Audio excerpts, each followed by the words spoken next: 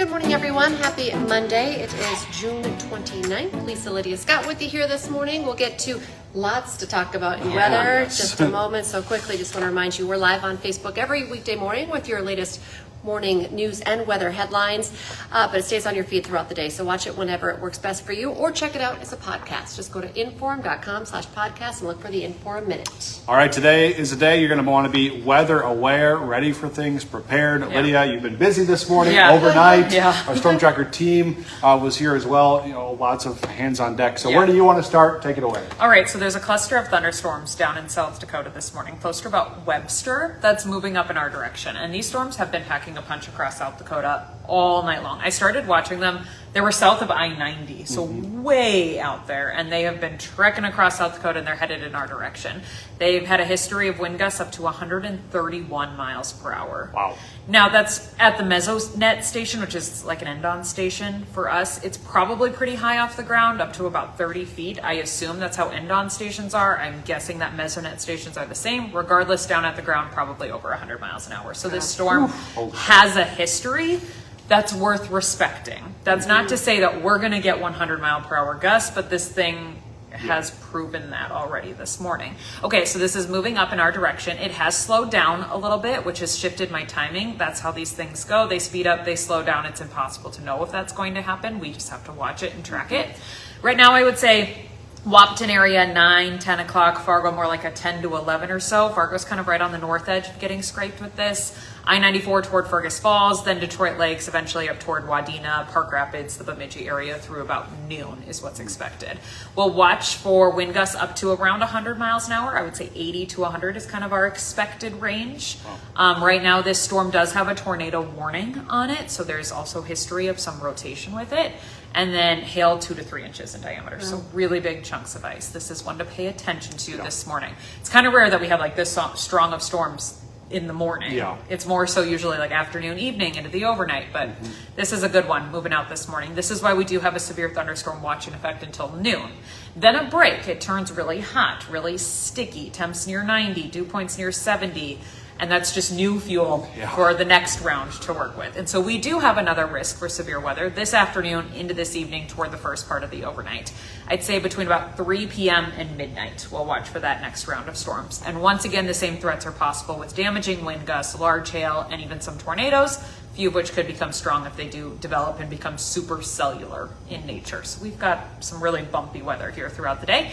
We might get through this morning round and then think, oh, we're good to go. It's just warm and muggy. And then no, we have to watch out for the next round later today too. So I wouldn't be surprised if it's a day where we have the severe thunderstorm watch right now, and then we have another one later on this afternoon. Okay, so everything clears out by about midnight. Humidity will drop. We're mostly sunny.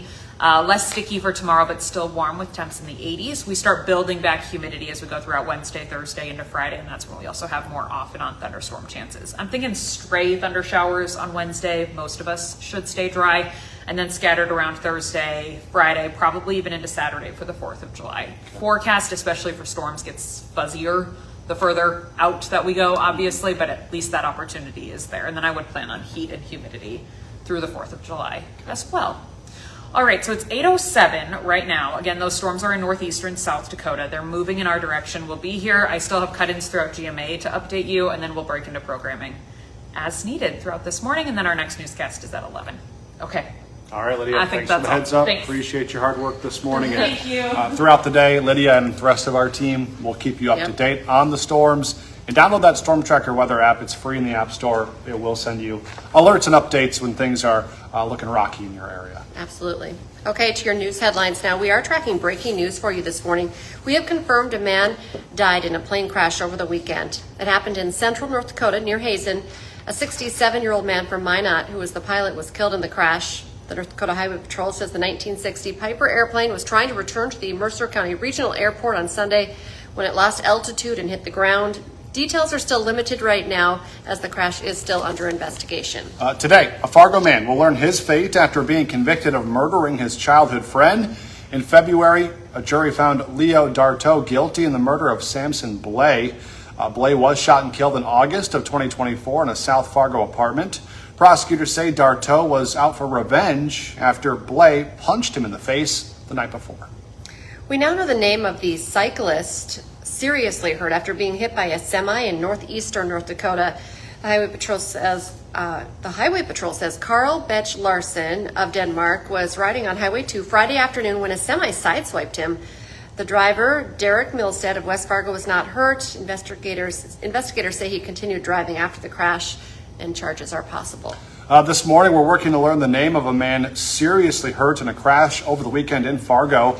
The North Dakota Highway Patrol says a 28-year-old Fargo man was driving north on University Drive early on Sunday morning. He crashed into a traffic light at the intersection of 13th Avenue South. He was not wearing his seatbelt.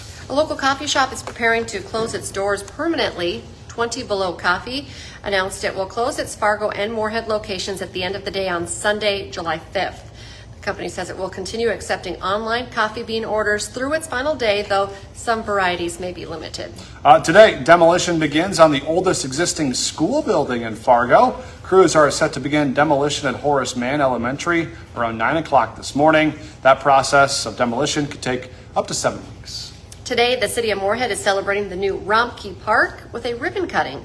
The city spent $11.3 million revamping the park and the city pool. There will be free pool admission from 12:30 to 1:30. Just got to watch for the weather during that period of time as well. So today marks a huge week, the start of a huge week in Medora.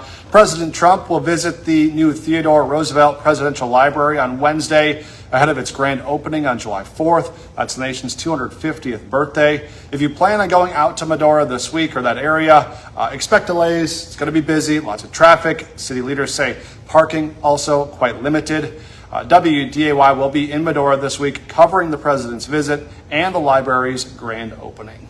Hot Mic is coming up from 9 to 11 on WDAY Extra. 2 course records fell this weekend at the Moorhead Country Club with some familiar faces reaching the top of the leaderboard. Dom will have a recap of the Red River Amateur Championship. Plus, NDSU's first official day as an FBS school is Wednesday, and they have something special planned for its debut. Join Hot Mic from 9 to 11 on WDAY Extra and streaming on inform.com. Don't forget, for just 99 cents a month for your first 3 months, get an all-access pass to our website, inform.com. Go to inform.com/subscribe to get that deal. And join us for our next newscast. As Lydia had mentioned, she's going to be updating us on the weather throughout the morning on GMA. But of course, 11 o'clock, our next newscast for the very latest on our stormy weather. And then we have you covered at 4, 5, 6, 9, and 10 tonight. And if you want the latest on the weather updates, as soon as we're done with this video, rewind it to the beginning. Lydia will give you a full update on all the weather. Short story, there's a round of storms on the way right now, stretching from Fargo to South Dakota, and then another round of potential storms this evening. All of them could be severe and strong. So make sure to be weather aware today. And we'll be back with First News tomorrow morning from 5 to 7. So we'd love it if you could join us. Have a great day, everyone.